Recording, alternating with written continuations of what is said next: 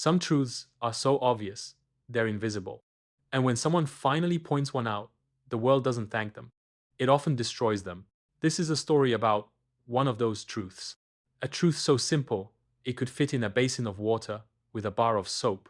A truth that now saves millions of lives every year. But for the man who discovered it, it brought only ruin.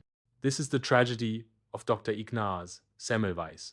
At the Vienna General Hospital in 1847, in the maternity wards, a hidden horror unfolded. In one clinic, run by doctors and medical students, nearly 1 in 3 mothers died of childbed fever, a painful, terrifying death. Just next door, in the clinic run by midwives, the death rate was a fraction of that. A young Hungarian doctor, Ignaz Semmelweis, was obsessed with this difference. He noticed a crucial detail. The doctors and students came to deliver babies straight from the autopsy room where they dissected corpses. Their hands carried a smell.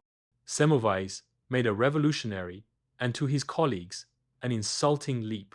He proposed they were carrying invisible, cadaverous particles from the dead to the living. His solution was shockingly simple: a strict chemical wash with chlorinated lime. The results were undeniable. Within months, the death rate in his clinic plummeted from 18% to barely over 1%. He had the data. He had the proof. He had solved the crisis. He had solved the medical crisis. But he had created a far more dangerous one, a crisis of authority. Because when you prove your superiors are killing their patients, you don't get a promotion. You make enemies. And Semmelweis was about to learn just how powerful those enemies could be. Semmelweis presented his irrefutable data to the most powerful doctors in Vienna. He expected a debate. What he received was a wall of contempt. His theory was an affront. It suggested that gentlemen scientists, with their esteemed education, were nothing more than filthy carriers of death. The establishment moved to isolate him. His ideas were formally condemned by the very society meant to advance medicine. Publicly, he was ridiculed. Cartoons in medical journals portrayed him as a fool obsessed with soap. Professionally, he was frozen out. Promotions vanished. Colleagues avoided him as if his ideas were a contagious disease. He couldn't understand it. How could they see the numbers, see the lives saved, and still deny the truth? The opposition wasn't just scientific. It was personal and it was political. In quiet cafes, plans were made to remove the problem. In 1849, his appointment at the hospital was not renewed. The proof was his downfall. With a stamp and a signature, his life's work in Vienna was erased. In 1850, with no prospects and his reputation in tatters, Ignaz Semmelweis left Vienna. In Budapest, he found a post, but not an audience. He preached his gospel of cleanliness to empty chairs. His obsession narrowed. Saving mothers was no longer a mission. It was a singular, burning fixation. The years of rejection warped his mind. Friends saw not dedication, but delusion. In 1865, his family and former colleagues conspired.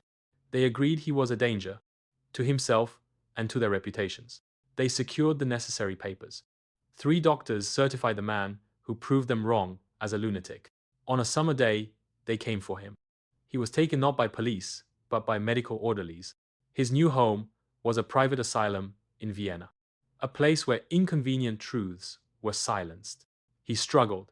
He raged against the betrayal, and so they restrained him. In a bare cell, the prophet of hygiene was left in filth. Weeks after his committal, a wound on his hand, likely from a struggle, turned septic. The asylum doctor examined it. He did not wash his hands. The infection raged. It was the very death he had spent his life eradicating. On the 13th of August, 1865, Ignaz Semmelweis died. The cause was septicemia, blood poisoning. He was buried in a forgotten grave. Vienna did not mourn him. His book was ignored. His name became a footnote, a cautionary tale about hubris.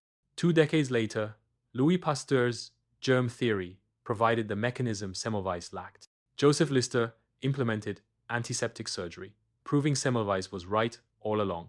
Too late for the man, the world finally acknowledged the truth. Statues were erected in his honor. His simple, life-saving rule became the unbreakable law of modern medicine. He died from the very thing he discovered. In the end, Semmelweis wasn't defeated by science. He was defeated by the human inability to accept an idea that shames us. His tragedy is a permanent question. What life-saving truth are we refusing to see today? Semmelweis' name is now etched in the foundations of medicine. His insight is taught in every classroom, in every country around the world. He is hailed as a pioneer, a hero who saw through the blindness of his age.